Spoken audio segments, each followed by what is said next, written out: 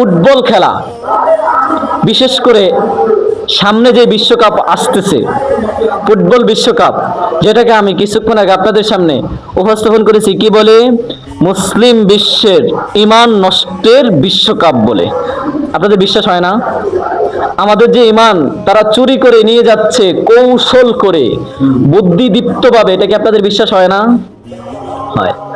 এই বিশ্বকাপকে কেন্দ্র করে আমাদের যে উন্মাদনা, আমাদের যে খেলার প্রতি ভালোবাসা, খেলোয়াড়দের প্রতি মহাব্বত, আবেগ, এটা কশ্চিনকালেও কোনো মুসলিমদের কাজ হতে পারে না, কোনো মুসলমান যুবক ভাইদের কাজ হতে পারে না, কোনো মুসলিম যুবক বোনদের কাজ হতে পারে না, কোনো বিদ্যাদের কাজ হতে পারে না, কোনো মুরব্বীদের মধ্যে এই কৃষ্টি কালচার, এই অপখেলা, অসভ্য খেলার প্রভাব কোনো মুসলিমদের অন্তরে থাকতে পারে না।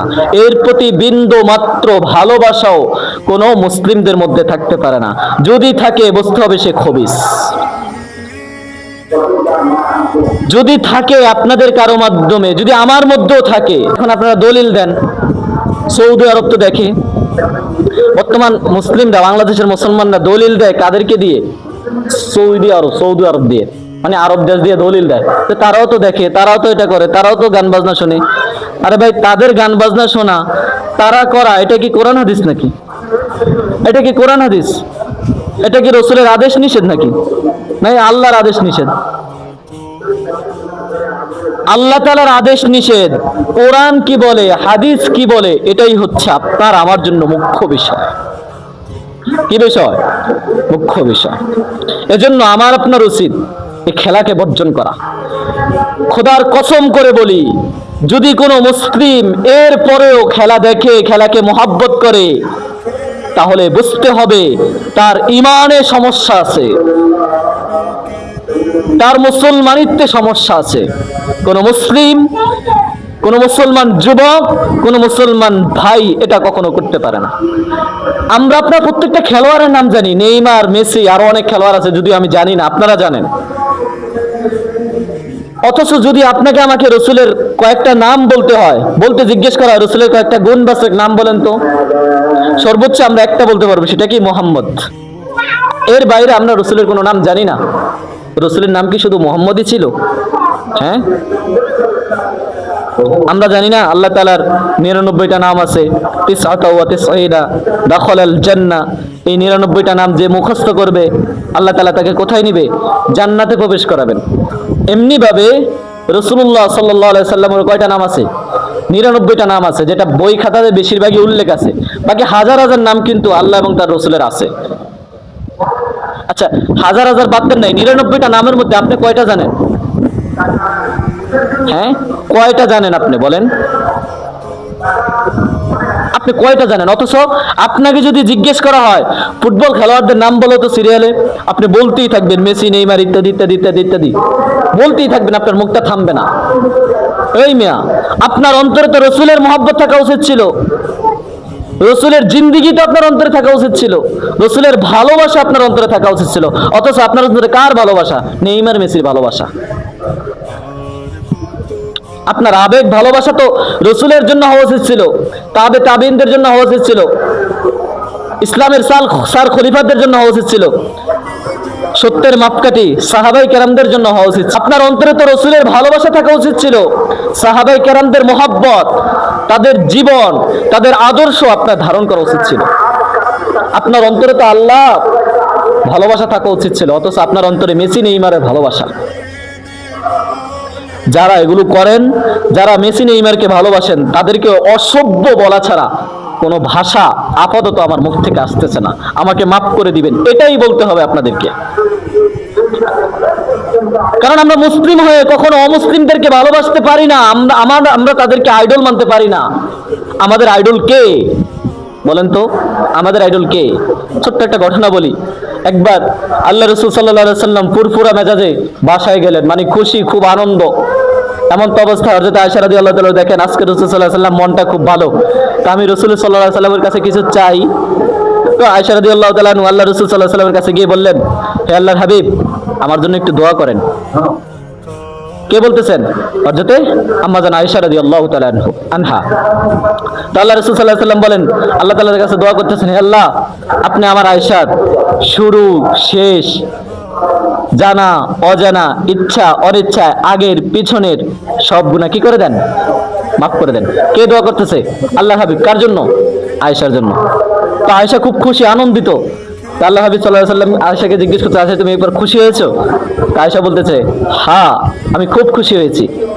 তো আল্লাহ হাবিব সাল্লাল্লাহু আলাইহি ওয়াসাল্লাম বলেন, তোমার জন্য আমি একবার দোয়া করাতেই যদি তুমি এত খুশি হও, আর আমি আমার উম্মতে মুহাম্মাদের জন্য প্রতিদিন এই দোয়া করে থাকি। যেই রসুল আমাদের জন্য প্রতিদিন দোয়া করে আমাদের জন্য, এখনো পর্যন্ত তার রওজাতে কান্না করে। বিশ্বাস হয় না আপনাদের এগুলো? কান্না করে। ওই রসুলকে আমরা আইডল নামে নেই, আমরা আইডল মানে মেসি নেইমারকে। কপাল ফোড়া মুসলিম আমরা কপাল ফোড়া উম্মত। আপনার আমার অবস্থান কি হবে বলেন? যেই রসুল বিচার দিবসে পর্যন্ত যখন জাহান্নাম আপনার আমার দিকে এগিয়ে আসবে, ওই মুহূর্তে আমরা সকলের কাছে যাব, ভাইয়া, আব্বা, চাচা, বন্ধু বান্ধব, ওয়াইফ, স্ত্রী, ছেলে, সন্তান, এমনকি অন্য সকল নবীদের কাছে আমরা যাব। সবাই একই কথা বলবে, ইয়া নাফসি, ইয়া নাফসি। সবাই বলবে আমরা নিজে বাঁচি, নিজে বাঁচি, নিজে বাঁচি। কিন্তু একজনই রয়েছেন, তিনি সেজদায় পড়ে চোখের পানি ফেলে রবের কাছে কান্না করে শুধু এটাই বলবেন, ইয়া রব্বি হাবলি উম্মতি উম্মতি। হে আল্লাহ, আপনি আমার উম্মতকে বাঁচান। হে আল্লাহ, আপনি আমার উম্মতকে বাঁচান। ওই নবীকে আপনি আইডল মানতেছেন না, আইডল মানেন মেসি নেইমারকে। আপনার মতো অসভ্য জাতি, আপনার মতো অসভ্য মুসলমান আমার মনে হয় বিশ্বে রয়েছে। আপনি মুসলমান দাবি করা উচিত না, আপনি মুসলমান দাবি করা উচিত না। যেই সাহাবায়ে কেরাম, যে আবু বকর, ওমর, আলী, ওসমান, কত সুন্দর সুন্দর নমুনা আপনাকে আমাকে দেখিয়ে দিয়ে গিয়েছেন, আমরা তাদেরকে আইডল মানি না, আমরা আইডল মানি মেসি নেইমারকে, ফুটবল খেলোয়াড়দেরকে, অমুসলিম খেলোয়াড়দেরকে, যারা মুসলিম বিশ্বকে ধ্বংস করার জন্য, মুসলমানদের ঈমান ধ্বংস করার জন্য উত পেতে সব সময় মেতে থাকে, সব সময় শুধু আপনার আমার বিরুদ্ধে ষড়যন্ত্র করে, আমরা তাদেরকে আইডল মানি। আপনার মাথায় সমস্যা আছে, আপনাকে পাগল বলা ছাড়া কিচ্ছু নাই, কিছু বলার নাই। পরিশেষ একটা কথা বলি,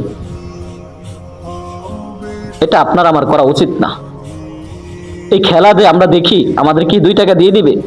আচ্ছা, যদি ব্রাজিল জিতে যায় আপনাকে কি 10 টাকা দিবে? হ্যাঁ, হারলে কি আপনাকে 10 টাকা দিবে? আর্জেন্টিনা জিতলে দিবে? হারলে দিবে আপনাকে? দিবে না। তাহলে আপনার এত ভালোবাসা তো মহব্বত কেন? কথার কথা, যদি তারা হেরেও যায় তারা টাকা পাবে, যদি জিতেও যায় তাও তারা টাকা পাবে, কিন্তু আপনি কি পাবেন? আপনি পাবেনটা কি বলেন? শুধু শুধু আপনার ঈমানটা বিলিয়ে দেওয়ার কি দরকার বলেন ভাই? হ্যাঁ, কোনো দরকার নাই। এজন্য আমি আপনাদের কাছে অনুরোধ করতেছি, ছেড়ে দেন এটা, এগুলো করিয়েন না। আপনার আমার আইডল কে? আল্লাহ রসুল। আল্লাহ রসুল সাল্লাল্লাহু আলাইহি ওয়াসাল্লাম বলেছেন, যেই জাতি যেই জাতির অনুসরণ করবে সেই জাতি সেই জাতির সাথে কোথায় যাবে? হাসর হবে। অর্থাৎ অবশ্যই পশ্চিমা বিশ্ব বা অমুসলিমরা জান্নাতে যাবে না।